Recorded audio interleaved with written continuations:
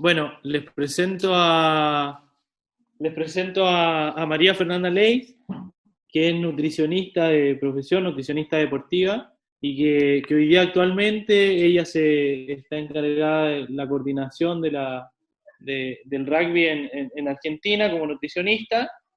Fabio Pérez, licenciado en educación física y con un recorrido bastante importante en su profesión. El último empleo que tuvo fue en Japón, pasó por Atlético Rafaela, Cerro Porteño, en Zaragoza, en España, y también fue preparador físico de River Plate. Muchas gracias a los dos por haber aceptado la invitación de Ale. Le agradezco también a Ale que nos haya brindado la oportunidad de que ustedes puedan estar hoy día con nosotros.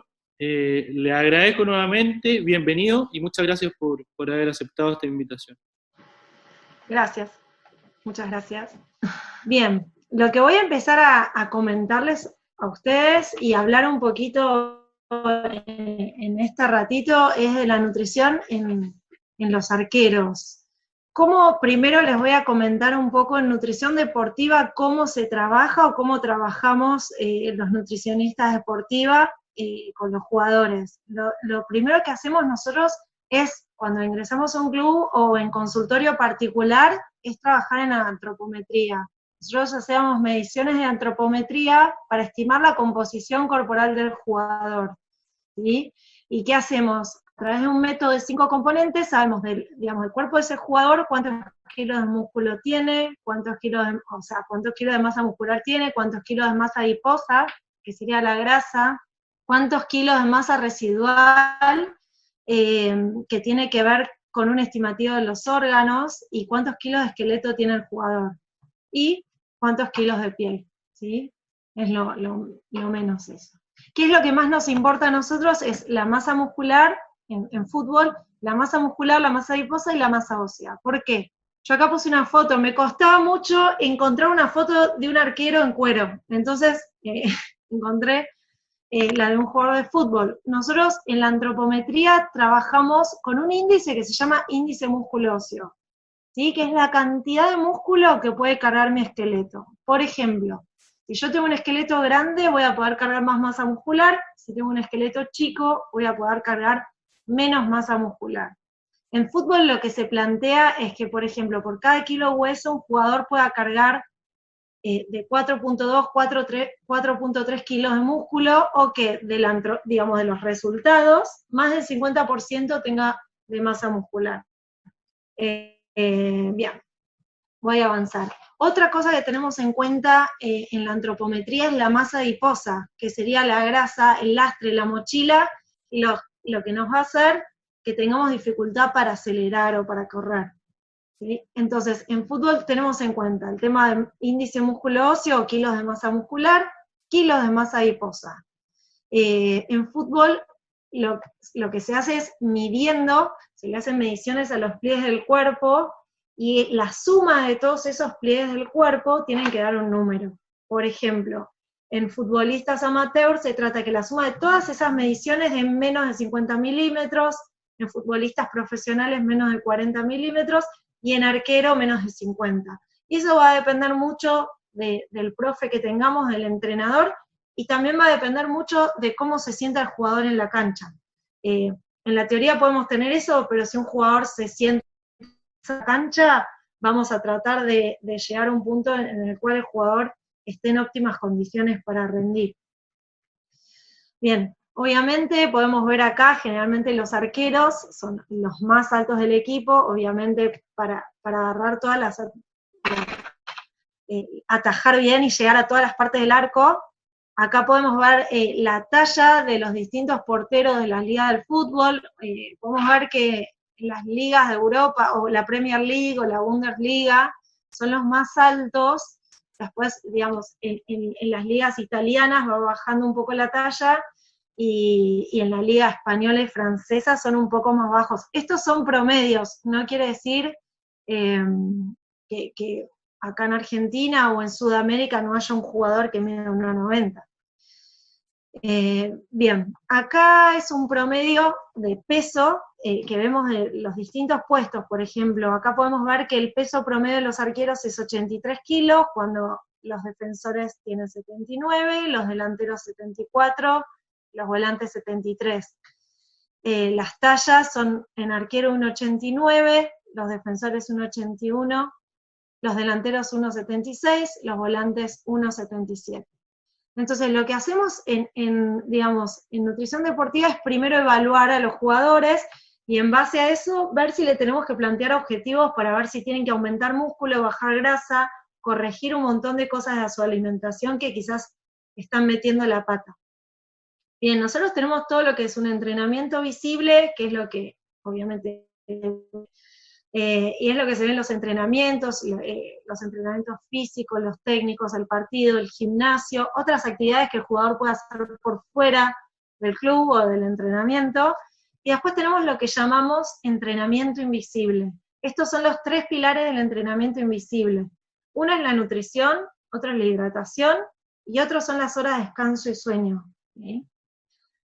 Los jugadores de fútbol van a tener diferentes necesidades calóricas dependiendo cómo sea su composición corporal. Se calcula aproximadamente que los jugadores van a consumir de 45 a 50 calorías por kilogramo de peso, o sea, un jugador de 73 kilos va a consumir 3.400 calorías, versus un jugador más pesado, 83 kilos, ya se va a 3.900. ¿Sí? Acá hay que tener en cuenta que el puesto de arquero o portero es diferente al resto de los jugadores. ¿Sí? El sistema que se utiliza más que nada es el fosfato génico, entonces no se requiere tanta cantidad de hidrato de carbono como quizás un jugador que tiene que estar corriendo todo el tiempo. Acá lo que hacemos es comparar al jugador con un auto, con un coche. Entonces, siempre les decimos, nosotros no podemos ir del norte al sur del país sin cargar nafta, sin cargar gasolina. Lo que tenemos que hacer es ir cargando en todas las ciudades. ¿Sí? Y con la alimentación es lo mismo. Tenemos que hacer las comidas principales, desayuno, almuerzo, merienda y cena, incorporar las colaciones a media mañana y media tarde. Tenemos los macronutrientes que serían, por un lado estarían los hidratos de carbono, muchas veces tienen mala fama porque la gente cuando quiere bajar de peso los elimina, y en realidad tienen mala fama porque los hidratos de carbono por sí solos tampoco es que aportan tantas calorías, no aportan grasas. Entonces, yo quiero desterrar un poco el mito del hidrato de carbono. Sí hay que tener en cuenta que, como dijimos, en los porteros, en los arqueros, no tienen el mismo gasto que un jugador que está en la cancha, entonces quizás no vamos a tener que cargarlo tanto con hidrato, pero nunca dejar de incorporarlo, ¿sí? Podemos incorporarlo en menos cantidad, pero hay que meterlo. Fuente de hidrato puede ser arroz, pastas, choclo, papa, batata, ¿sí? Son ejemplos así para comentarles un poquito por arriba.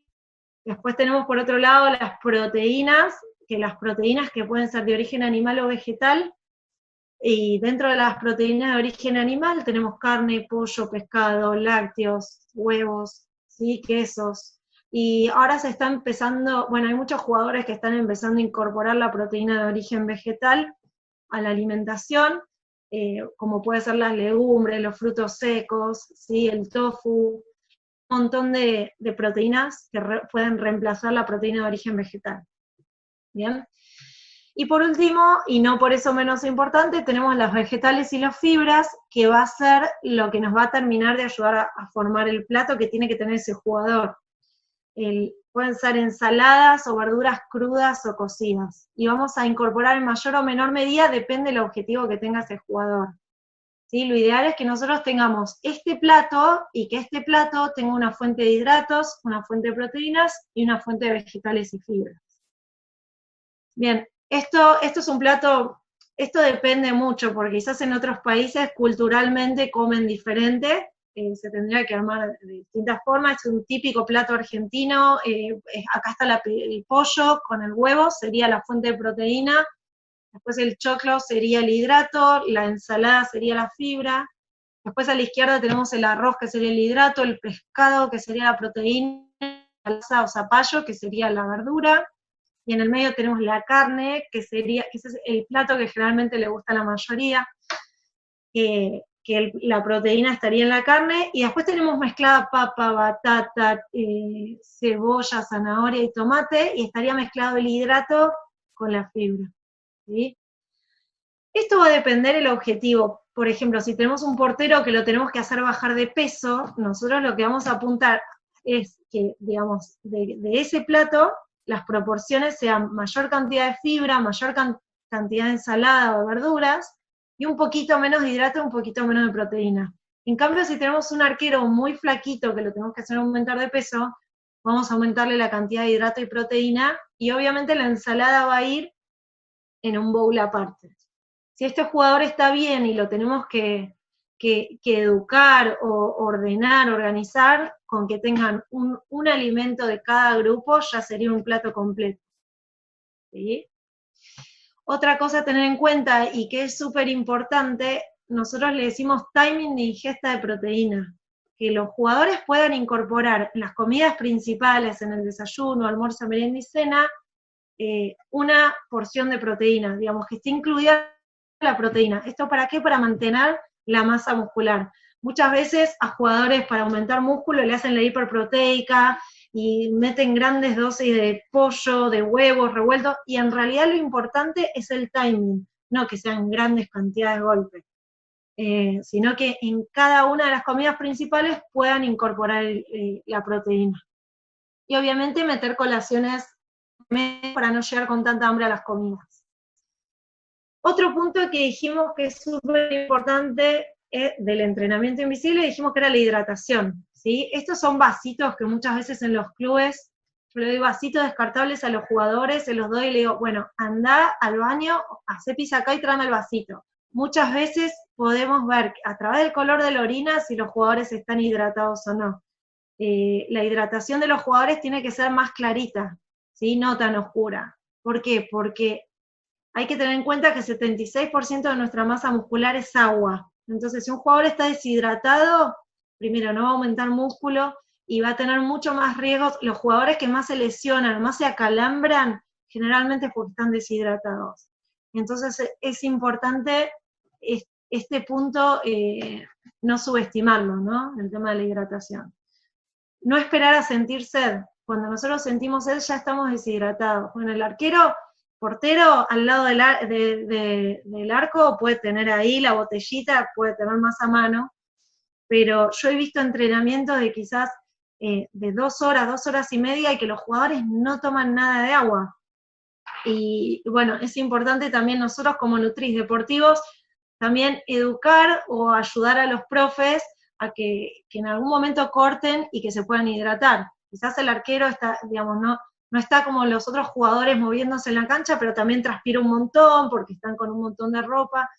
En fin, darle importancia, chequear el color de la orina, ¿sí? Y es importante tener agua a mano. Muchas veces este armado material educativo, yo donde trabajo siempre, en el lugar que trabajo voy, hago que los peguen en los megitorios, en el lugar donde los chicos van al baño para que puedan monitorear el color de la orina. Esto es un poco el resumen de lo que les decía antes, no esperar a sentir sed, chequear el color de la orina, ¿sí?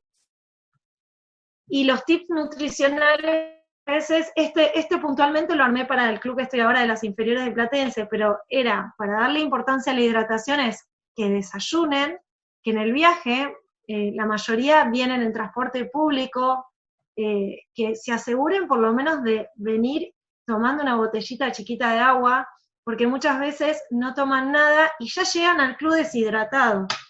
Entonces es importante que arranquen el entrenamiento hidratados, que si tiene agua potable el club, que vuelvan a llenar esa botellita y que la tengan cerca para poder hidratarse. También, en mi caso, yo hablé con los profes para que en algún momento puedan cortar, porque quizás yo le decía a los jugadores, bueno, corten, y los chicos me decían, es que no nos dejan. Entonces, esto también es como que hay que trabajar todos en equipo y en conjunto para tirar todos para el mismo lado. Y también es importante que después de entrenar se rehidraten, ¿sí? Entonces, incorporen todo el tema de la hidratación antes, durante y después.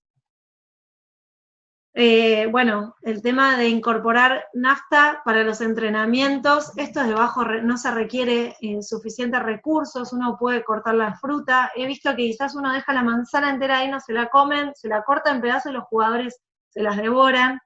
Eso pasa en un montón de deportes. Y entonces está bueno que los chicos puedan tener nafta entre un ejercicio a otro y que puedan comer un gajito de naranja, un pedazo de manzana, para seguir incorporando hidratos digamos, al entrenamiento y puedan seguir teniendo nafta. En cuanto a la planificación deportiva, tenemos lo que es pretemporada, que dura de 4 a 6 semanas, después la temporada y después las vacaciones, en nuestro caso el verano. En época de pretemporada es cuando nosotros llegan los jugadores y que vuelven de las vacaciones, y ahí es donde tienen que trabajar, digamos, es donde mayores demandas de energía y líquidos requieren. Ahí es donde trabajamos en la educación nutricional de los jugadores, porque estamos quizás más, los chicos al estar concentrados es cuanto más podemos trabajar con ellos. Los alimentos tienen que ser ricos y están concentrados, porque si no se terminan aburriendo. Es el momento ideal para hacer los cambios en la composición corporal, ¿sí? Para el que volvió con unos kilitos más de las vacaciones, hacerlo bajar de grasa, para aumentar músculo, aquellos que no tienen suficiente músculo. Y es importante no guiarse solo por el peso de balanza. Muchos, o profes, o técnicos, muchas veces los pesan a los jugadores y se guían únicamente por eso. Un jugador en pretemporada quizás regresa y pudo haber vuelto con menos grasa, o sea, cuando arranca la pretemporada, baja grasa y aumenta músculo, y en la balanza me da que está más pesado, pero en realidad es porque ganó mayor músculo. Entonces hay que guiarse por varias cosas, no solo por el peso de balanza. Durante la pretemporada, bueno, los horarios son más fijos, tienen menos carga física respecto a lo que tuvieron en la pretemporada, y ahí la prioridad nuestra es que no se lesionen, que puedan estar ordenados, ¿sí? Y hay que tener en cuenta también que hay muchos jugadores que quizás están en el banco, que no los citan, que eso les puede afectar emocionalmente y pueden comer más o menos, entonces se descuidan o no le dan tanta importancia a la comida. Bueno, y en la época del descanso es importante, antes de que se vayan los jugadores, poder hacer educación, darles opciones para que ellos estén ordenados. ¿Para qué? Para que cuando vuelvan en las mejores condiciones posibles. Muchas veces se liberan de los alimentos o las bebidas en exceso en esa etapa, hay que tratar de que vuelvan lo mejor posible. Acá lo que armé fue la cena previa, por ejemplo, al partido, si un partido es a la mañana o al otro día, la cena previa al partido, yo lo que puse acá fue que tenemos que generar una sobrecarga de hidrato de carbono para aumentar los depósitos de glucógeno muscular. Fíjense que en arqueros yo pongo mucho menos hidrato que el resto de los jugadores, porque obviamente no va a ser lo mismo el gasto calórico de un arquero. Justamente Flavio después nos va a contar todo desde la preparación física y el sistema que utiliza, pero no va a necesitar tanto el hidrato como el resto de los jugadores. La comida previa al partido, digamos, también vamos a tratar de que sea, ahí vamos a poner poca ensalada y poca grasa. ¿Por qué? Porque a veces los nervios también es como que se incorporan fibra, les duele la panza, retrasa la digestión entre los nervios del partido. Entonces tratamos de elegir el día previo y el día del partido poquita fibra. Y también hay elecciones nutricionales que tienen un aspecto psicológico. Obviamente, si un jugador quizás comió tal comida y ese día ganó, quizás va a querer volver a repetirlo. Y hay otros que no. Bien, y acá fíjense la diferencia del resto de los jugadores con los hidratos versus los arqueros. La fibra, quizás los arqueros pueden comer un poquito más que el resto de los jugadores. Esto sería una concentración típica, en la cual tenemos la entrada, que sería un salad bar lleno de ensaladas de todos los colores. Después tenemos una entrada que sería, esto es un ejemplo, ¿no? Que sería un plato caliente con verduras, esto sería como una tarta de calabaza, y después incorporamos el hidrato que estaría en las papas, y incorporamos la proteína que estaría en la carne. Esto sería la noche anterior. típico postre puede ser gelatina sin azúcar, queso y dulce, ensalada de frutas, todo va a depender del recurso del club. Hay clubes que te dicen, tenemos arroz o fideo y es lo único que tenemos, y bueno, uno se tiene que ir adaptando. Esto, si tuviésemos todas las posibilidades, sería lo ideal. Después el desayuno previo al partido, está bueno que los jugadores tengan varias opciones de panes, de cereales, granola. Acá tenemos, digamos, bastantes fuentes de hidrato de carbono complejo, ¿sí? Después acá incorporamos fruta fresca, yogur, leche, algunos toman jugo. Todo va a depender a qué hora sea el partido, ¿sí? Acá, si el partido, por ejemplo, es a las 4 de la tarde, 5, el almuerzo, acá sería similar, tiene un salad bar, lo que se recomienda es que el día del partido puntualmente no se incorpore tanta fibra, por lo que dijimos recién, porque retarda la digestión, porque les puede hacer doler la panza, porque les puede dar ganas de ir al baño antes del partido, entonces lo recomendable es que antes del partido no. Acá, por ejemplo, incorporamos una tortilla de papa, o sea, la papa sería el hidrato, tiene un poco de huevo, que sería la proteína, y acá incorporamos pastas con pollo. Las pastas serían el hidrato y el pollo sería la proteína. Esto es para otro tipo de jugadores. Generalmente fíjense que lo que se trata de hacer es combinar el hidrato con la proteína, como hicimos recién. Otra opción puede ser arroz con pollo o arroz con un corte de carne magro, obviamente que tenga fácil digestión, que se digiera rápido. En muchos clubes, lo que se arman, las mesas que se arman en los vestuarios son comidas de entretiempo que se pueden incorporar frutas frescas, ¿sí? Turrones, barritas. Como dije recién, la fruta cuando está cortada se come mucho más fácil que si está entera, cereales, frutos secos, gomitas. Todo esto lo que va a hacer es darle nafta para seguir en el segundo tiempo, ¿sí? A todos los jugadores. Bien, y por último, y no por eso menos importante, el tercer pilar que dijimos del entrenamiento invisible, dijimos que era el descanso. Es súper importante darle bola al descanso. ¿Por qué? Porque mientras que nosotros descansamos es cuando recuperamos, cuando se reparan los tejidos y cuando se libera la hormona de crecimiento. Entonces, si tenemos un jugador que estamos buscando que aumente masa muscular, es súper importante que cumpla con las horas de descanso recomendadas, que en general son como mínimo 8. Y tiene que ser de un día para otro. Muchas veces me dicen, ¿y qué pasa si me acuesto a las 2 de la mañana y me despierto a las 10?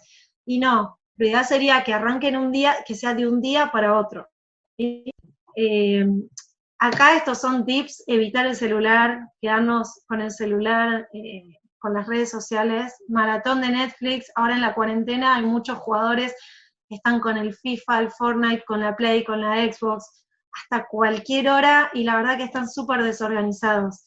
Y entonces, tener en cuenta que el descanso es tan importante como la alimentación y la hidratación. Nadie dice que no jueguen o se acuesten un poco más tarde, pero sí realmente darle importancia. Muchos jugadores hacen las siestas y a mí no sirve que metan esas siestas de 3 horas que después duermen un montón y son las 12 de la noche y todavía no se durmieron. Yo prefiero que hagan una siesta de 40 minutos, 1 hora, y que después se acuestan temprano, porque las horas de sueño realmente importantes son las de la noche.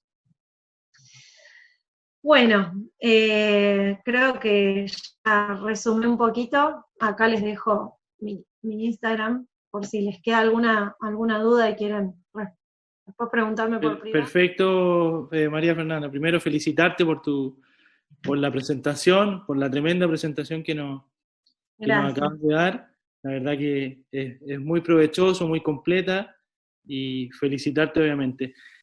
Bien, perfecto. Bueno, nuevamente agradecer esta invitación, tener el gusto de compartir este espacio con grandes profesionales y con mi compañera de trabajo, Fernanda, que transitamos mucho camino juntos. Así que, bueno, ahí vamos.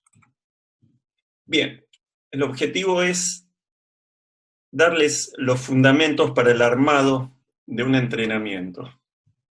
Vamos a hablar de la carga de trabajo, volumen, intensidades, densidad y frecuencia. Muchas veces el armado de un entrenamiento, o digamos, el armado de un entrenamiento puede estar hecho en forma arbitraria, llego, hago, vamos a hacer tal o cual cosa. Una forma empírica, voy a hacer esto porque me dio resultado o por tal o cual cuestión. Y esa forma empírica muchas veces puede estar sostenida desde el conocimiento científico. Yo me inclino por esta última. En cuanto a lo que es el trabajo con porteros en los cuerpos técnicos que he integrado, por ejemplo en el de Leonardo Astrada, en el cual el entrenador de arqueros era Javier Sodero, teníamos charlas semanal y diaria, y se preparaba el entrenamiento acorde al día, a la necesidad, al trabajo individual, al trabajo del plantel, y sobre todo respetando, ya que es un puesto muy especial, el principio de la individualidad, que a veces con los jugadores de campo eso es un poco más difícil. Bien, entonces nos preguntamos cuánto y qué variables. ¿Cuánto vamos a hacer y de qué vamos a hacer? ¿Qué vamos a trabajar? Nosotros en el deporte tenemos, lo que vemos son movimientos específicos para puesto y demás. Entonces lo primero que se me ocurre es definir qué es un movimiento. Es un fenómeno físico de cambio, un fenómeno físico que se define como cambio de posición, que experimenta un cuerpo en el espacio. Y en el deporte es un cambio continuo de la localización de ese cuerpo. Entonces vamos a tener movimientos básicos donde las diferentes disciplinas, los diferentes puestos, montan sus movimientos específicos. Pero tenemos que diferenciar bien en lo que es la enseñanza y el aprendizaje y lo que es entrenar una cualidad. Son cosas totalmente diferentes. Bien, ahora, nosotros tenemos un sistema nervioso en el cual tenemos receptores, donde tenemos órganos de los sentidos, por ejemplo la vista, ¿sí? El tacto y el oído, que son los más utilizados o los que se utilizan primariamente en el deporte, en el fútbol, por ejemplo. Estos receptores toman información del exterior a través de la vía aferente, las neuronas sensitivas, pasan al encéfalo, se procesa y se genera una respuesta. Esta respuesta en el deporte es movimiento, y ese movimiento tiene que ver con la contracción y la relajación de los músculos. Bien, la contracción habla de el acercamiento y el alejamiento de los puntos de inserción de un músculo. Ese músculo que nosotros vemos, por ejemplo, la contracción del bíceps para cuando el arquero toma el balón, ¿sí? Tiene características bastante especiales. Ese músculo está compuesto por paquetes musculares, por fascículos, por fibras musculares, por miofibrillas, y llegamos hasta el sarcómero.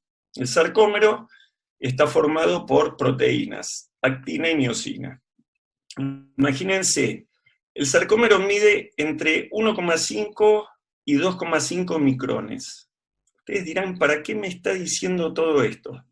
Bueno, este es el inicio del movimiento. Ese sarcómero, estas líneas zetas, se unen, se acercan y se alejan, y para producir ese movimiento necesitan energía. Esa energía que vamos a ver de dónde la sacamos. Imagínense, todos estos grupos musculares con la intención de patear un balón, de controlar un balón, de agarrar un balón, ¿sí? Todo eso mancomunadamente puesto en servicio del movimiento. Bien, pero para hacer eso necesitamos energía. Si hablamos de los tipos de contracción que tenemos en el deporte y propiamente dicho en el puesto de arquero, hablamos de isométricas, excéntricas. Estos son los tipos de contracción que los gestos del portero utilizan en diferentes momentos, tienen que estar entrenadas. Ahora, para hacer todo esto necesitamos energía, tenemos esa energía. Tenemos fuentes de energía. Bien, acá es donde interviene la nutrición. Y por eso, tanto nutricionistas como preparadores físicos tenemos que tener un lenguaje en común como para poder saber de qué está hablando el nutricionista y qué le estoy pidiendo yo. Ejemplo, estoy en una pretemporada, yo le doy un mosaico de entrenamiento y el nutricionista tiene que entender de las cargas que yo voy a aplicar para ella darme el combustible necesario. Ácidos grasos prácticamente el arquero no utiliza. Sí, es muy poca utilización y por eso es muy difícil cuando un arquero está con sobrepeso, ponerlo en condición. Después vamos a ver ejemplos puntuales.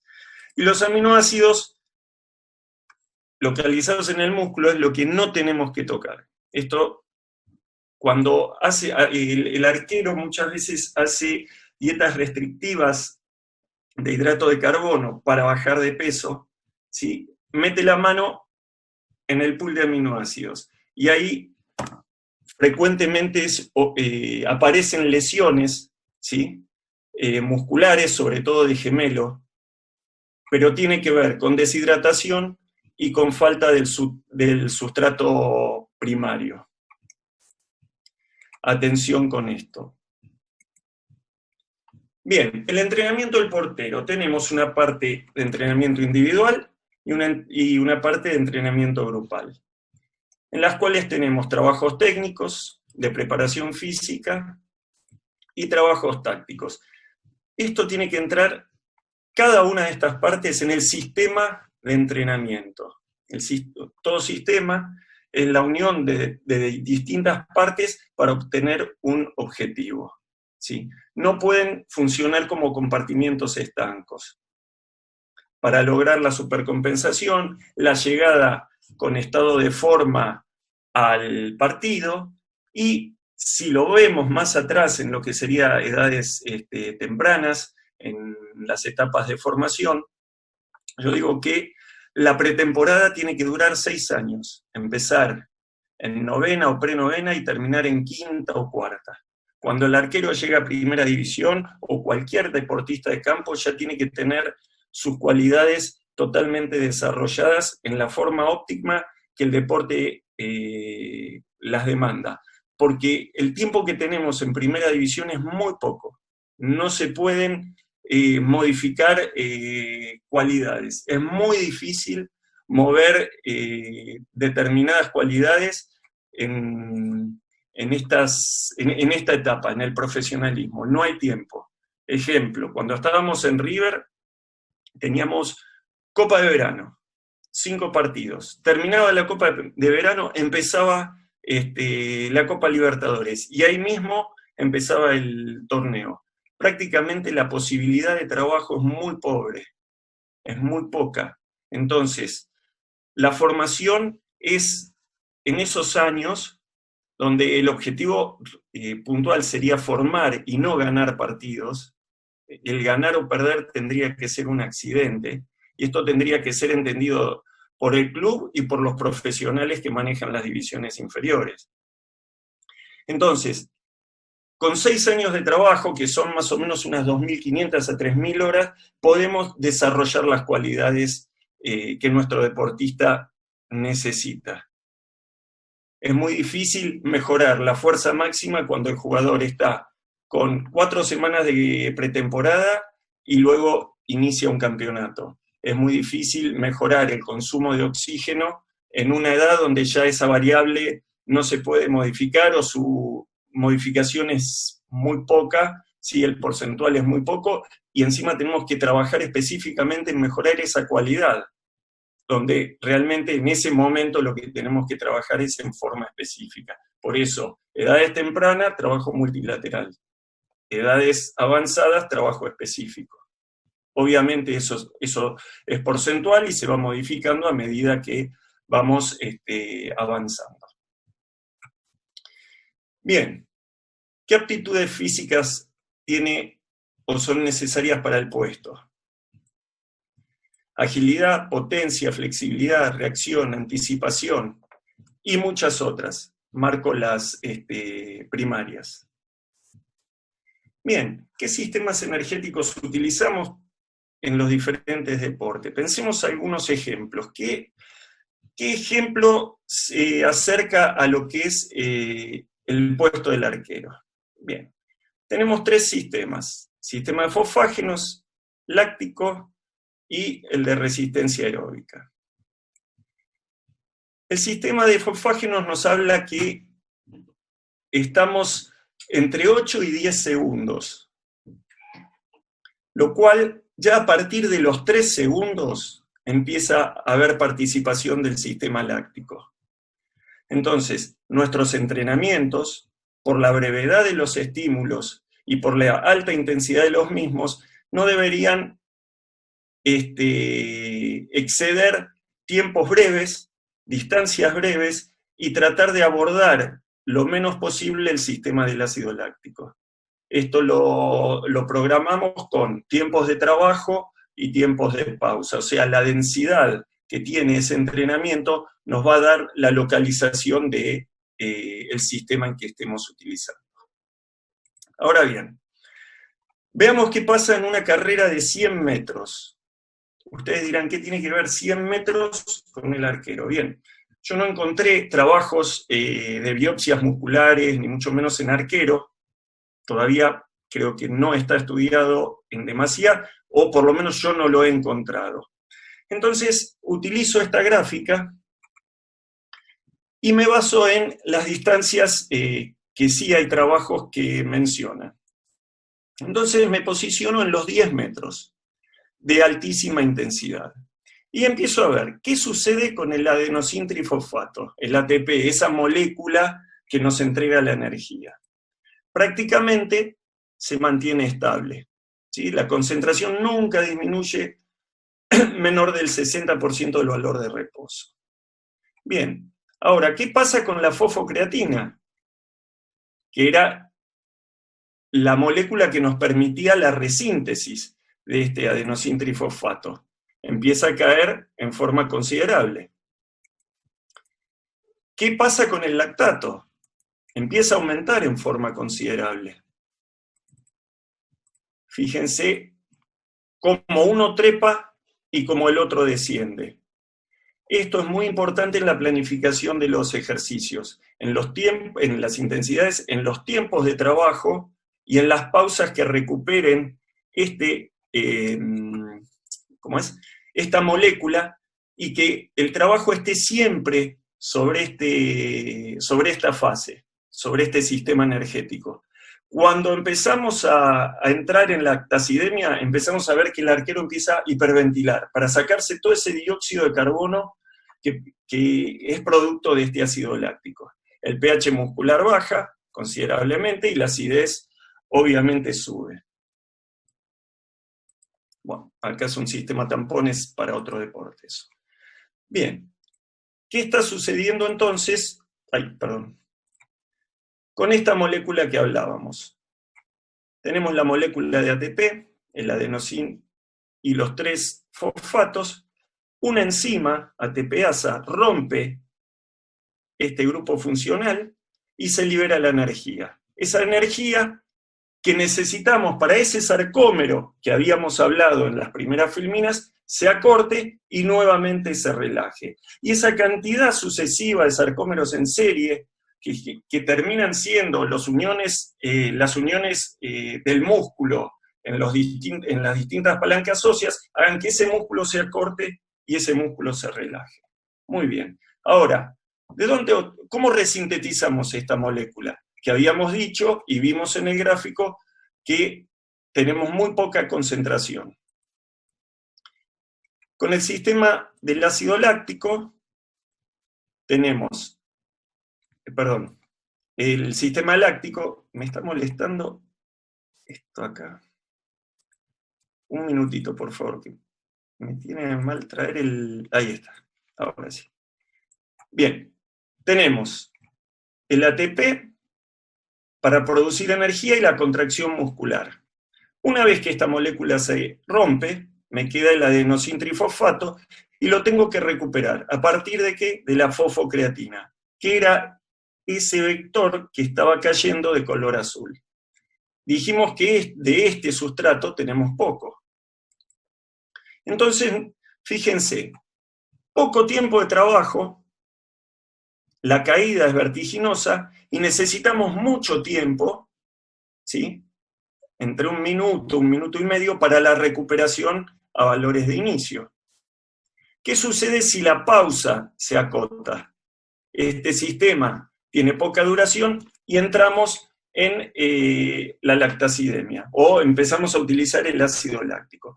Cuanto menor sea el consumo de oxígeno del arquero, menor recuperación tenemos de este sistema. Y entramos en forma primaria, o en forma anticipada, mejor dicho, al sistema del ácido láctico, con el residuo correspondiente. Entonces, algo a tener en cuenta para trabajar en altas intensidades es la síntesis de la fosfocreatina. Entonces, importante, dar tiempo de pausa. No es un ejercicio atrás del otro, no son 10, 12 pelotas como en algún momento se utilizaba. Son 3, 4, 5 pelotas a lo sumo, ¿sí? Y una pausa considerable. Fíjense, 2 minutos de pausa, el 84% de resíntesis. Entre 2 y 4 minutos subimos un 5%, o sea, no necesitamos tanta pausa o tanta micropausa, ¿sí? Sí en una macro, y si vemos que el arquero está hiperventilando y demás, esa pausa puede ser activa para que ese lactato circulante sea utilizado en fibras rojas y metabolizado y a partir de la gluconeogénesis vuelto a glucosa. ¿Qué pasa con la glucólisis? Acá interviene el nutricionista, le da el hidrato de carbono que se va a almacenar en forma de glucógeno y va a tener la energía disponible para la resíntesis de esta molécula de ATP tan preciada por nosotros. Entonces, jugadores que no desayunan, depósito de glucógeno bajo, poca disponibilidad de glucosa y enseguida, o sea, si la intensidad del esfuerzo, del ejercicio, amerita que sea glucolítico, al no haber glucosa, empieza a utilizar ácido láctico. Empieza a utilizar aminoácidos. Y ahí empiezan las lesiones musculares, a partir de la proteólisis. Entre depósitos de glucógeno hepático, glucosa circulante y glucógeno en músculo, tenemos aproximadamente 2.500 kilocalorías. ¿Qué sucede si el jugador viene en ayuno? Se acostó a las 10 de la noche, no desayuna, y ahí tiene una carga importante de trabajo. La probabilidad de lesión es muy alta.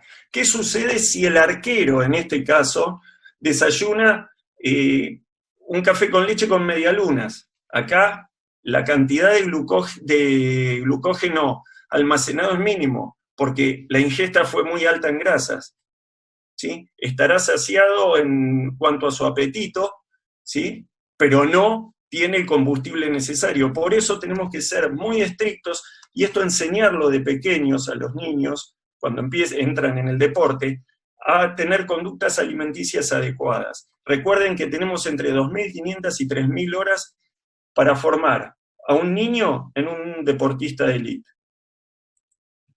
¿Qué sucede con el sistema aeróbico? ¿Sí? Nosotros tenemos que formar una molécula que se llama acetilcolina, y esto lo formamos a partir de glucógeno, de grasas y de proteínas.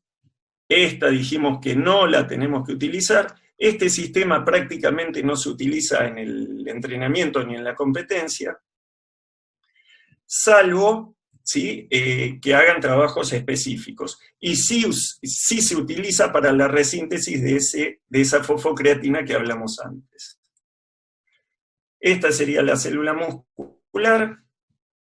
Acá tenemos la mitocondria, donde se produce la resíntesis de este ATP. Si bien es un sistema muy económico, porque de acuerdo a la lanzadera por cual entra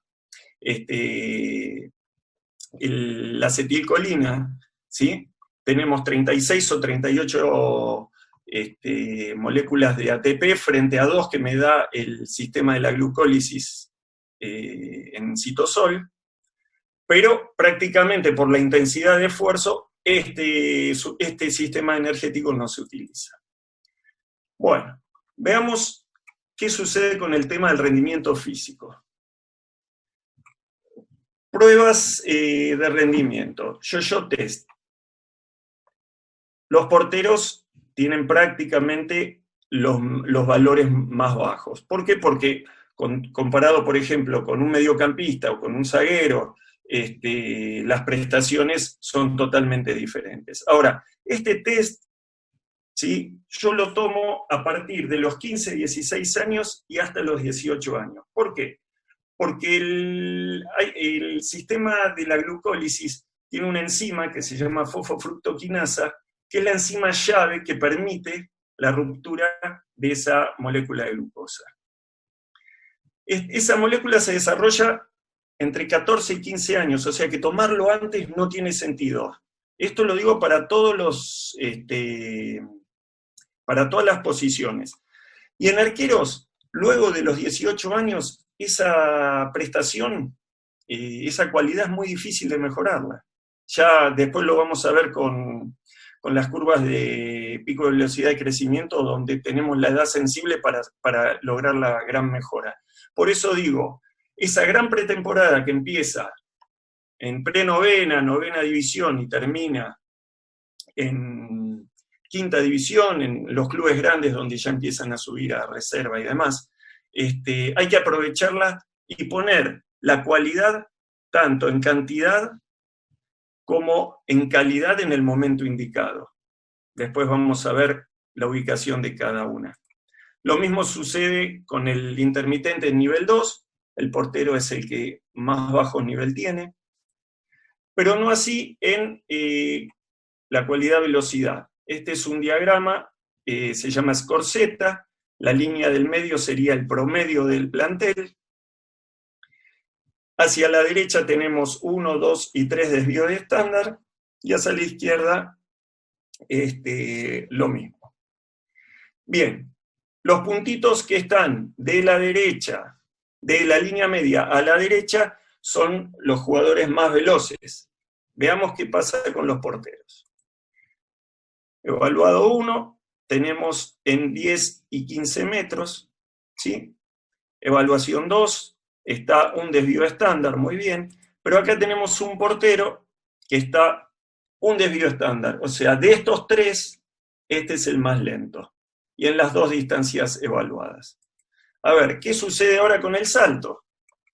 ¿Qué evaluamos? Contramovimiento, sería la fase concéntrica. Contramovimiento, manos en cintura, sería el aprovechamiento de la fuerza elástica, y contramovimiento, manos libres, para ver el aprovechamiento, la utilización de los brazos.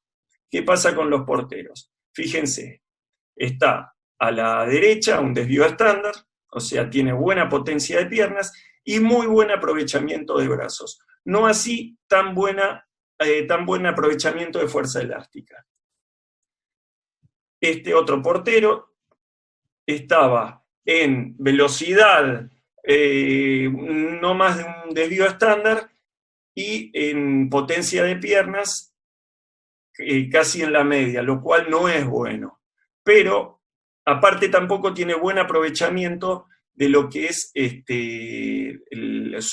la utilización de sus brazos para el salto. Y el otro portero, que era el más veloz, está de la media hacia la izquierda. Ahora fíjense, características. Este portero no era un portero salidor, no iba a descolgar, era más era salidor, pero no de ir a descolgar balones. Descolgaba, le tiraban un ladrillo y lo descolgaba. Y era parejito. Bien, ¿qué pasa con los recorridos en los porteros? El primer estudio que se hizo en análisis de movimiento, fue en el año 76, o sea, hace mucho, arrojó que el portero estaba en 4 kilómetros.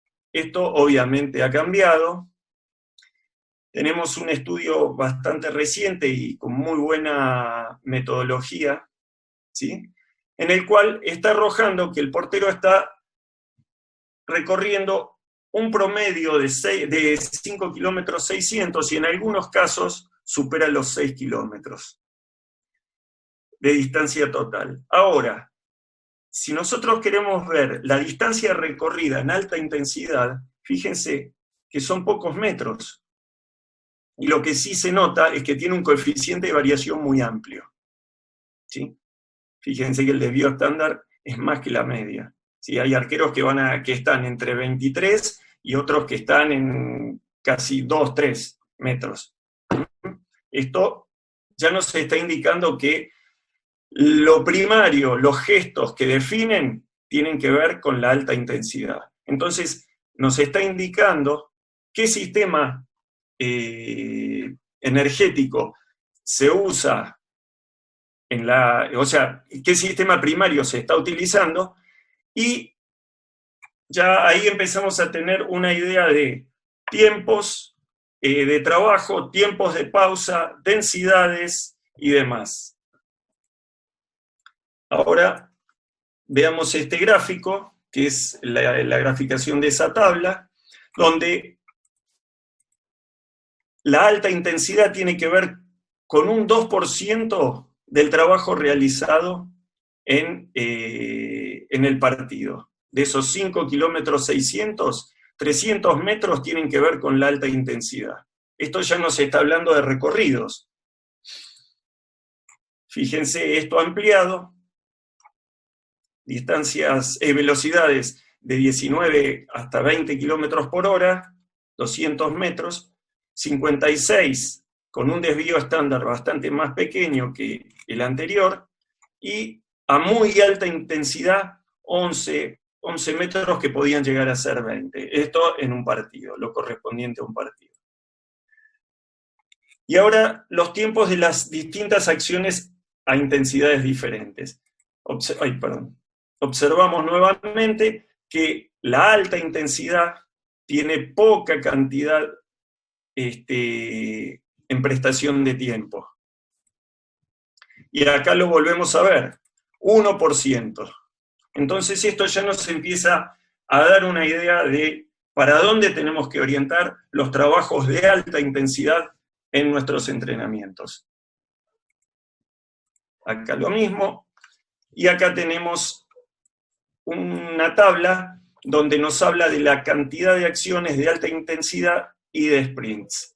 Fíjense, promedio de alta velocidad, 10 prestaciones, esto es en partidos, es el mismo estudio, y sprint, 2 prestaciones que llegan a ser 4, a veces 6.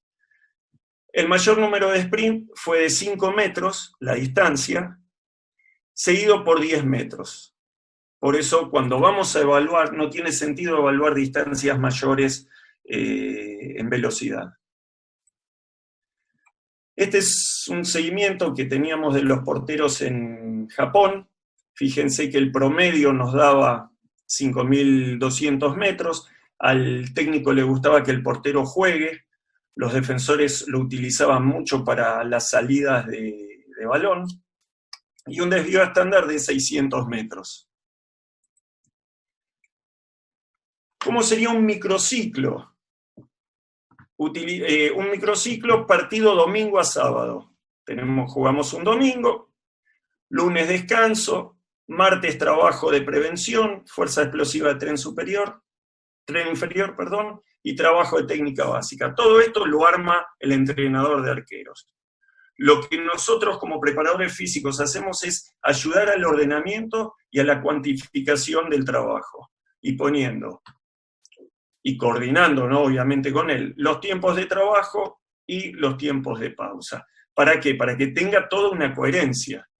Trabajo de prevención todos los días y, fíjense, todo sobre el sistema fosfagénico.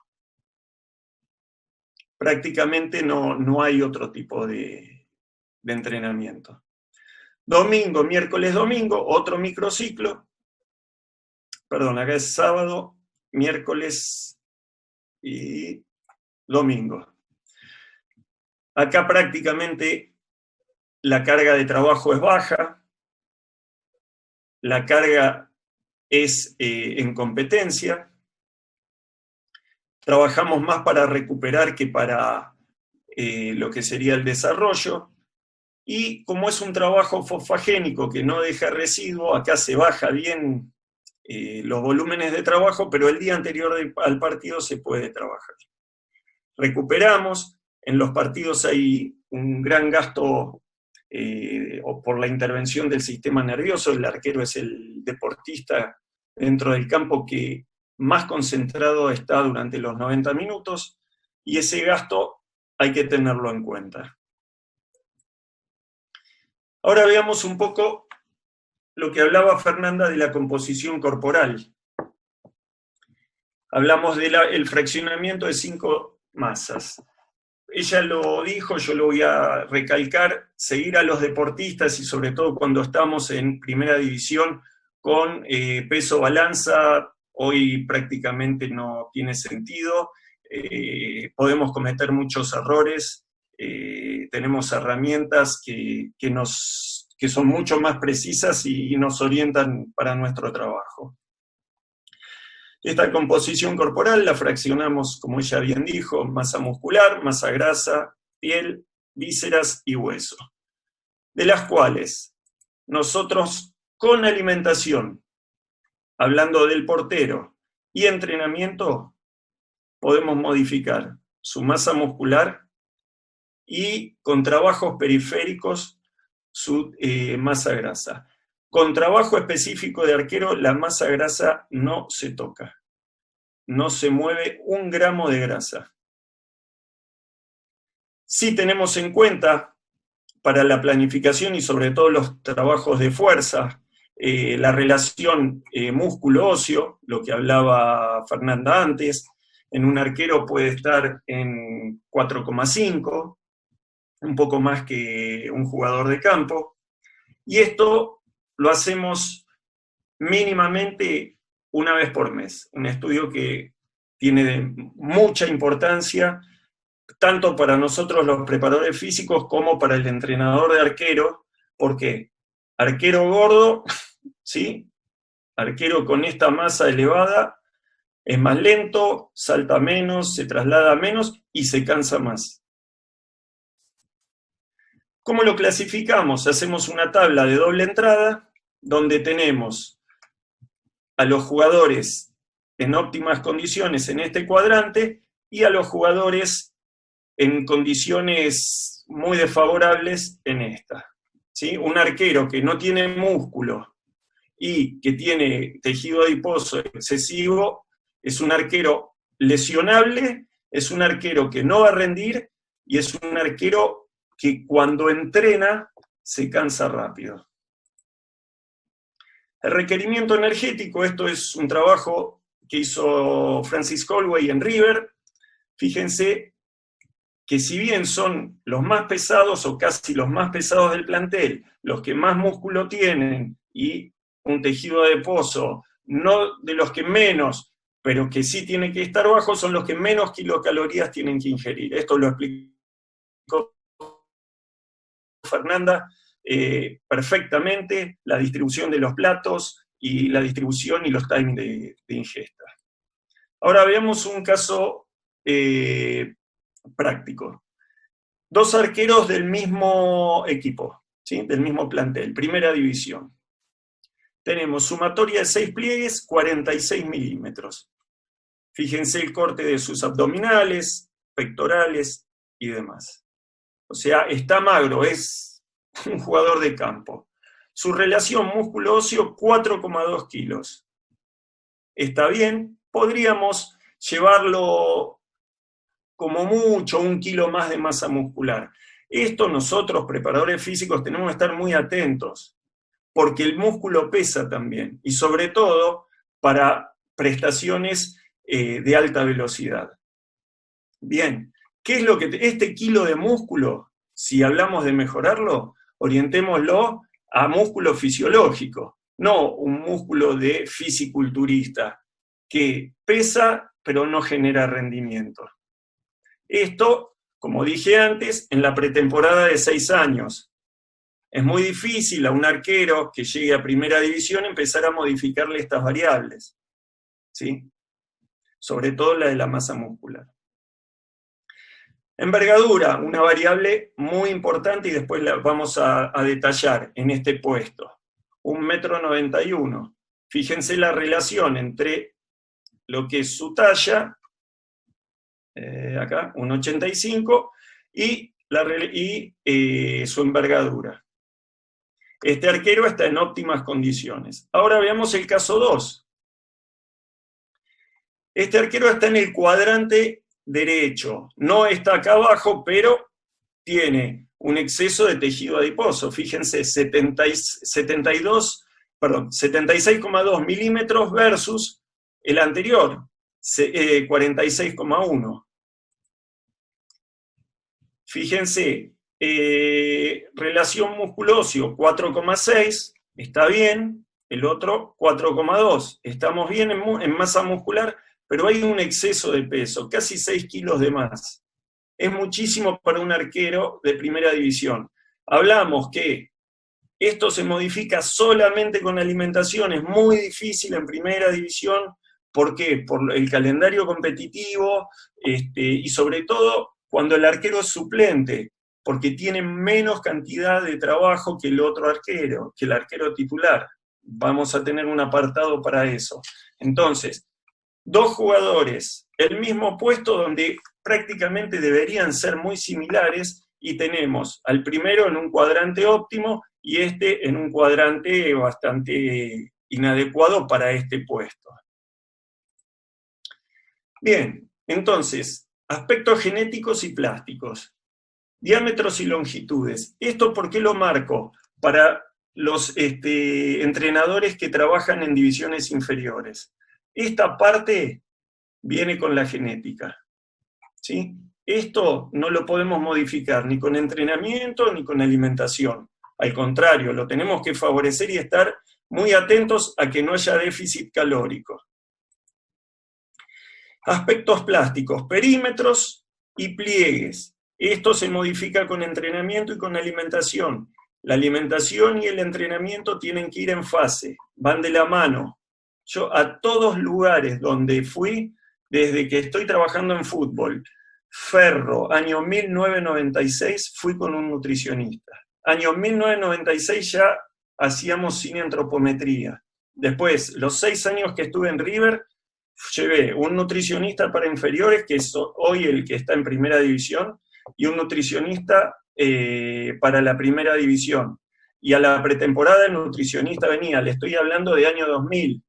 Tuve la suerte de trabajar con Leonardo Astrada, un técnico maravilloso, permeable a toda esta innovación y estos cambios. Miren, estoy hablando de año 2004, tuve la suerte de tenerlo como jugador. No me daba demasiada bola como jugador, pero como técnico aplicó todo esto y fue muy permeable. Después trabajé con Juan Schneider, y miren el primer año que estuve en Japón, tuve que hacer un cambio alimenticio muy grande porque sus costumbres no se aproximan a lo que el deporte necesita, pero el segundo año me llevé al nutricionista de Argentina. Me dieron esa chance por resultados obtenidos y fui con el nutricionista argentino. Hice mi antropometría, todo el plantel, test de deshidratación, ahí ya los test no eran por color, sino midiendo densidad urinaria con tecnología. Bien, a medida, cuando vos tenés recursos, usá tecnología, y si no, buscá la forma de tener información para no cometer errores. Principal preocupación en los porteros, habló de la estructura. No aumentar de peso durante periodos de lesiones y de suplencias. Y acá nuevamente el nutricionista, y cuando el arquero está lesionado, buscar alguna variante para que pueda entrenar. Si no es entrenamiento específico, que sea un entrenamiento analítico, pero que tenga movimiento. Tema de la talla, bueno, hoy los porteros, salvo algunos casos, están en el 1,90 m para arriba. Hay algunos que suplen esto con el tema de la envergadura. La envergadura es la distancia que hay desde el índice mayor, desde el dedo mayor al dedo mayor, de ambos brazos, de ambas manos, ¿sí? Y con esto, ¿qué construimos? Tenemos la talla, la envergadura, y hacemos un índice que nos da si tiene... si este índice es positivo, significa que la envergadura es mayor que la talla. Y esto le da más alcance. Esto nuevamente, divisiones inferiores y la selección de los diferentes puestos, en este caso el de portero. Bien, esto es un dato, fíjense, esto es Copa América de Uruguay, ya hace varios años, y ya este índice estaba apareciendo. Empieza a ver la selección del puesto, ya con un criterio bastante marcado. ¿Qué sucede? Por ejemplo, no tengo los valores de Ter Stegen, pero tenemos una altura próxima al 1,87 m, fíjense el peso, ¿sí? Es una persona magra, buenos cortes musculares, musculado, ¿sí? Fíjense los gemelos, la potencia que genera este deportista en su tren inferior, y miren los largos del brazo, le llegan casi a la rodilla. Ahora, cuando este portero va a tapar, fíjense todo lo que barre. Sin querer meterme con esto en las cuestiones puntuales que ustedes, entrenadores de arqueros, saben muchísimo, y ayer los escuchaba hablar y la verdad me maravillaba de cómo hablaban de diagonales y secantes y todas esas cuestiones. Fíjense la relación envergadura-talla. La Bundesliga, ese índice, habla de un 5%. ¿Sí? O sea, todos los arqueros evaluados tienen mayor envergadura que talla. Y este es un dato a tener en cuenta para cuando se hace la selección en divisiones inferiores.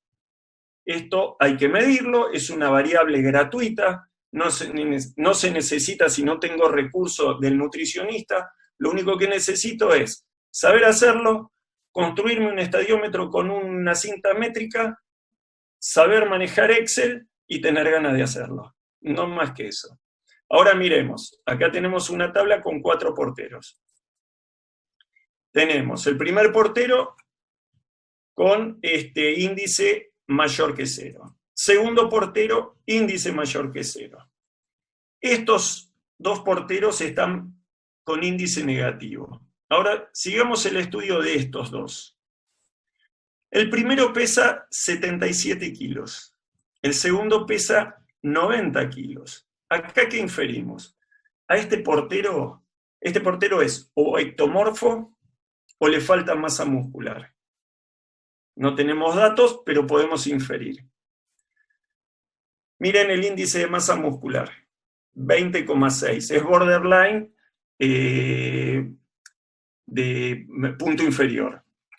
Y este otro es border, pero punto superior. Para el mismo puesto, miren lo heterogéneo que es. Y pertenecen, entiendo, a la misma liga. Es un grupo etario similar. Fíjense las variaciones que hay. Y acá estamos hablando pura y exclusivamente de variables gratuitas. No estamos pidiendo tecnología, una cinta métrica. Esto en divisiones inferiores tiene que ser medido para poder construir ese dato y seguirlo en el tiempo y hacer un trabajo en proyección y, si tengo varios porteros, hacer un acorte, como se hacen los estudios de seguimiento longitudinal. Bien, control y seguimiento del crecimiento. Tablas de crecimiento y desarrollo. Tengo la cineantropometría, bárbaro. Construyo mi tabla con cineantropometría. No la tengo. Tengo las tablas de crecimiento y desarrollo que las imprimo de internet y ahí puedo ir siguiendo el dato. Hay veces que tengo un dato que está dentro del percentil 50 y voy viendo cómo se va corriendo. Si está en percentil 50 y no se mueve, posiblemente sea un portero bajo, o sea que ya puedo ir infiriendo que no va a llegar a la elite internacional, porque la elite nos está hablando de 1,90 m, 1,87 m. ¿Sí? Y esto se puede inferir y esto se puede determinar en edades tempranas, ¿sí? Y hacemos que el club no gaste dinero en un recurso. Convengamos que el deporte, que el fútbol es totalmente selectivo, no es inclusivo. Hablando de clubes profesionales, ¿no? Bien, esta otra curva también se construye. Esta curva es la del pico de velocidad y crecimiento. Acá tenemos el seguimiento, esto es un rate, ¿sí? Son los centímetros que va creciendo por año. Hay un descenso y hace un pico de velocidad en mujeres a los 12 años, un poquito antes, y en varones entre casi 13,5, 14 años. Esto hay que seguirlo, ¿por qué? Porque a partir de ver el comportamiento de esta curva, vamos a ir implementando las distintas cualidades, porque esto nos va a hablar de las edades sensibles. Esto es muy importante para la gente que trabaja en deportes infantiles y juveniles. Es muy importante, esto nos da información, por eso dejamos el empirismo, dejamos la arbitrariedad y empezamos a trabajar en forma científica. ¿Tenemos más recursos? Tomo placa de muñeca izquierda, veo cómo se va comportando el carpo. Fíjense, no hay osificación, empieza a haber un pequeño esbozo y paulatinamente va cumpliéndose la osificación. Muchas veces en edades juveniles tengo lo que son maduradores tempranos y maduradores tardíos. Voy a ir nuevamente a la filmina anterior. Nosotros tenemos jugadores que este pico lo hacen antes y otros que lo hacen después. Y no es ni mejor ni peor, solamente es diferente. Mucho cuidado con la implementación de cargas, de trabajo de sobrecarga en estos momentos, ¿sí? Y sobre todo en los que tienen el pico de maduración tardío. En River, por ejemplo, teníamos a Falcao y a Gonzalo Higuaín, que eran maduradores tardíos. Cuando ellos hacían trabajos, cuando el plantel entrenaba trabajos de sobrecarga, ellos trabajaban con un bastón. Los normos trabajaban con una barrita y los tempranos tal vez era con una barra y algún kilo. Lo que sí hicimos con anticipación era trabajar el gesto y la técnica. ¿Para qué? Para que cuando aparezca la hormona, la técnica no sea algo que nos inhiba o nos complique la situación de entrenamiento. Recuerdo que Falcao con 16 años hacía sentadillas con 120 kilos, pero tenía trabajado el core, tenía trabajada toda su flexibilidad, toda su musculatura paravertebral desde hacía 3 años. Esto lo aprendí allá por los años 94, fui a hacer un curso con entrenadores de la NBA, y yo no entendía cómo tipos de 2 metros hacían sentadillas con 150 kilos.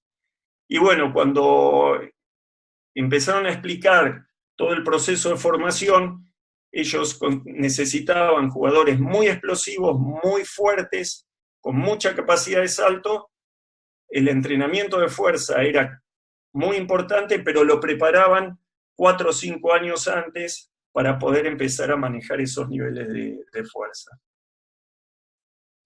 Bien, esquema de desarrollo en las edades sensibles. Fíjense cómo esto va modificándose y cuánto se puede trabajar en forma adecuada en los distintos momentos. Una cosa es la enseñanza-aprendizaje y otra cosa es entrenar la cualidad. Son cosas diferentes, son cosas muy diferentes. Por eso yo digo, todo este tiempo es la pretemporada. ¿Por qué? Porque puedo entrenar en momentos diferentes cosas diferentes. Y entrenando poco, obtengo un gran resultado. Ejemplo, aprendizaje motor. Bien, acá hay que hablar, da para hablar muchísimo, ¿sí? Un tema, no generar estereotipos dinámicos rígidos. ¿Qué quiero decir con esto? Ir armando esquemas motrices que puedan ser modificados de forma fácil. Al sistema nervioso, generar un movimiento que es voluntario a pasarlo automatizado, le cuesta mucha energía y le lleva un tiempo. Ahora, si ese movimiento es rígido, agregarle o modificarle alguna cosa, le va a llevar el mismo tiempo que me costó armarlo, desarmarlo para volver a ponerlo en una forma diferente o una forma correcta. Por eso hay que tener tiene que haber una planificación en todas las divisiones para que ese movimiento sea cada vez mejorado, ¿sí? Después, por ejemplo, el equilibrio. Fíjense cómo a los 14 años, ¿sí?, bajan un montón de cualidades. Aprendizaje motor. Reacciones a estímulos visuales. El ritmo. El equilibrio. Acá hay un aumento, y la curva lo mostraba, del pico de velocidad de crecimiento. Entonces el centro de gravedad se corre y la persona, el sujeto, el deportista, tiene un cuerpo nuevo. Y muchas veces se dan de baja jugadores porque bajan su rendimiento y después triunfan en otros lados y no se tuvo en cuenta esto. Así que es una edad bastante complicada esta. Ahora, fíjense la fuerza. La puedo empezar a entrenar a los 8 años. El sistema nervioso a los 8 años está prácticamente desarrollado, casi como el de un adulto. Casi. Entonces, activación neuromuscular. No busco hipertrofia en estas edades. ¿Por qué? Porque no hay hormona. No tengo el sustrato para generar la hipertrofia, pero sí tengo todos los cables para generar esos movimientos cada vez más complejos. Y empezamos desde lo más fácil a lo más difícil. Fíjense, cuando aparece la hormona, cómo la cualidad fuerza aumenta. Estos son los momentos de generar las distintas ganancias. No esperar a que el jugador esté en primera división y no tiene niveles de fuerza. No tengo tiempo para mejorarlas. Fíjense la flexibilidad.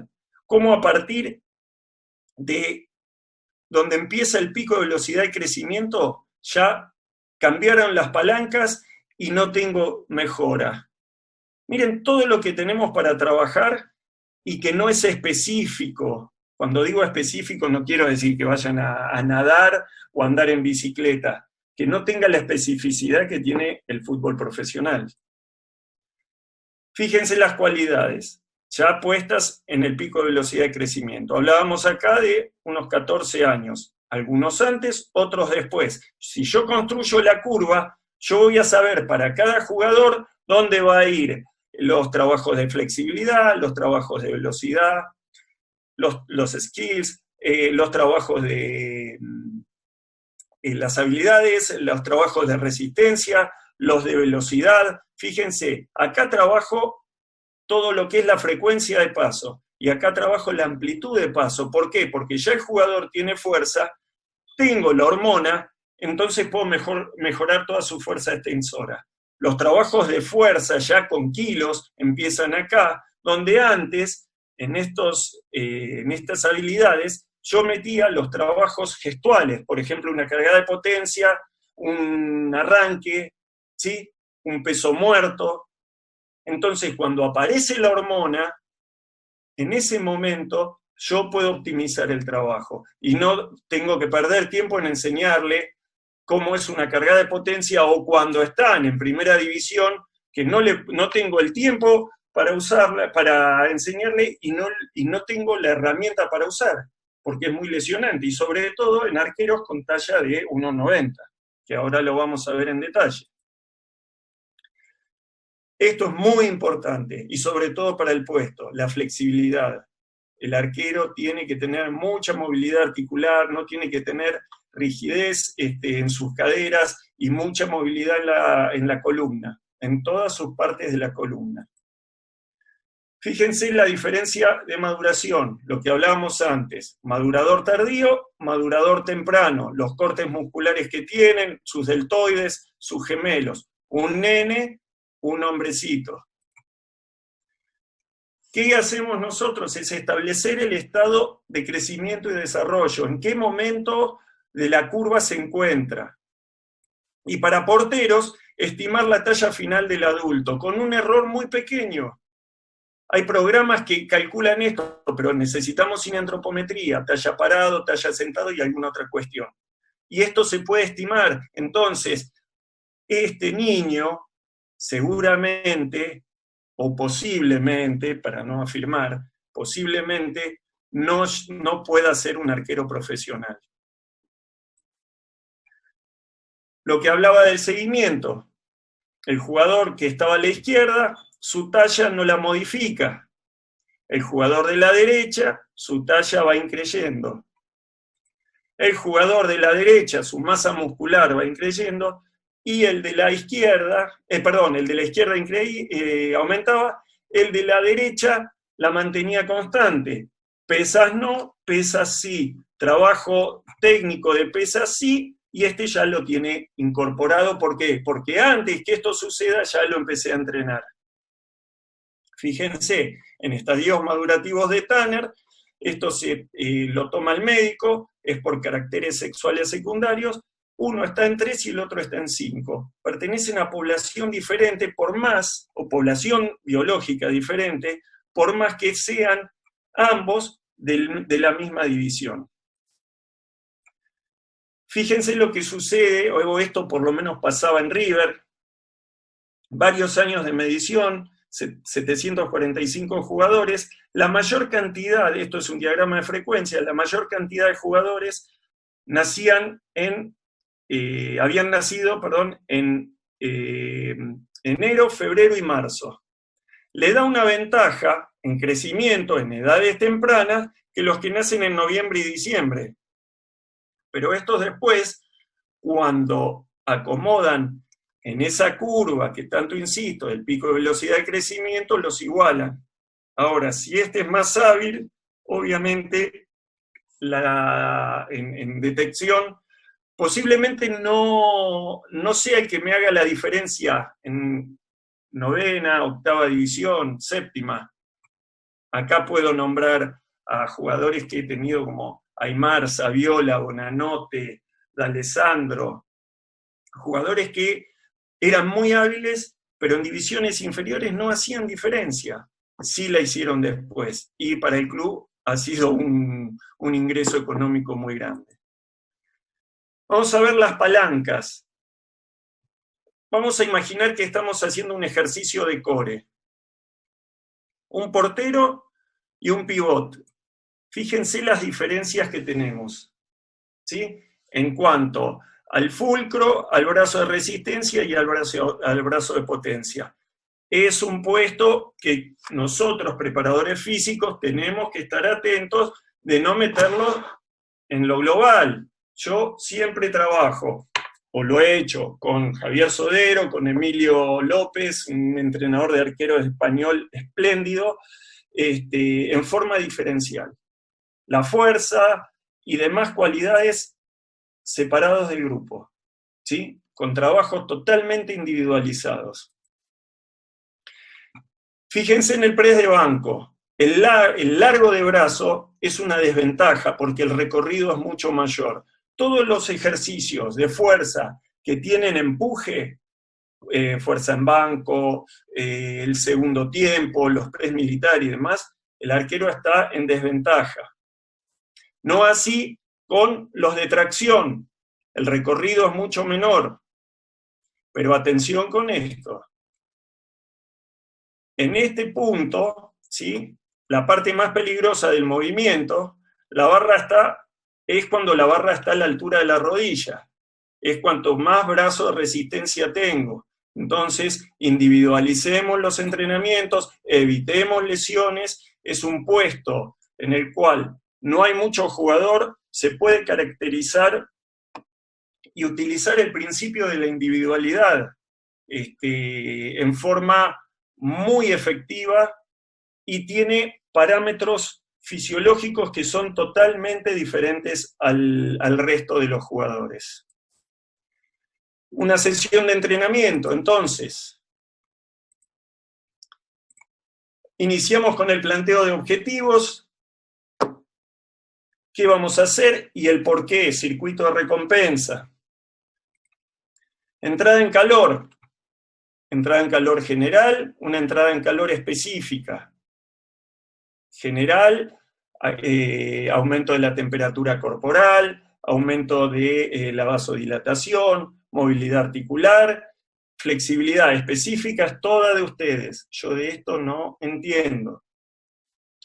Parte principal, 2 objetivos, los que ustedes quieran. Objetivo 1, 15 minutos, objetivo 2, 15 minutos, respetando. Ejecución, tiempos breves, pausas largas. No digo ni tiempo ni pausa porque tiene que ver con el ejercicio que van a hacer, pero basándonos en lo que hablamos anteriormente. Y luego, un trabajo grupal en el cual, por ejemplo, no sé, el técnico plantea un fútbol de área a área. Esto Astrada lo manejaba de una manera espectacular. Tenía muy buena convivencia con Javier Sodero, y a él siempre le gustaba, ya sea los jugadores de campo hacían un trabajo de fútbol reducido con determinado objetivo, que después lo transfieran a un juego real. Y lo mismo sucedía con los arqueros. De acuerdo a la regla y al objetivo que iba a tener el trabajo de área a área, el fútbol de área a área, iba a trabajar Javier Sodero los objetivos de su parte principal. Luego un trabajo de vuelta a la calma, un regenerativo. A mí me gusta mucho trabajar el regenerativo, sobre todo cuando el portero trabaja mucho salto o tiene mucho componente excéntrico el trabajo que va a hacer en bicicleta. Un trabajo de elongación, un trabajo de reflexión. Acá Sodero era un fenómeno. Hacía un ida y vuelta, utilizando para nosotros los profes el principio de participación activa y consciente. Y un trabajo de anticipación. Mañana vamos a trabajar tal cosa. ¿Para qué? Para empezar a entrenar fuera del campo, para que el jugador sepa lo que mañana iba a hacer y que se empiece a anticipar a eso. Bueno, agradecido por esta invitación. Espero que me sigan invitando porque escuchando disertante desde el día de ayer, aprendí un montón de cosas, me quedaron muchas inquietudes, así que me dio pie para seguir investigando otras cosas, y espero haber podido aportar con esta exposición algo a todos ustedes. Muchas gracias. Flavio, bueno, primero felicitarte por la tremenda exposición que nos acaban de dar los dos. Le comentaba a Alejandro recién que al principio de tu charla me hiciste recordar mucho lo que es la universidad. Nos diste una clase realmente magistral, cómo la aterrizaste, cómo la llevaste a cabo. La verdad que pudiste llegar a todos. Siento yo que pudiste llegar a todos los que estamos escuchando, porque de cierta manera habían temas bastante densos, bastante específicos, pero los aterrizaste de una manera que nos pudiese quedar claro desde lo personal. La verdad que muy clara la presentación, muy, muy intensa en cuanto a contenido, y la verdad que rescaté muchísimas cosas y me sirvió pero muchísimo. Te agradezco profundamente, al igual que a María Fernanda. Agradecido plenamente de los dos. Gracias.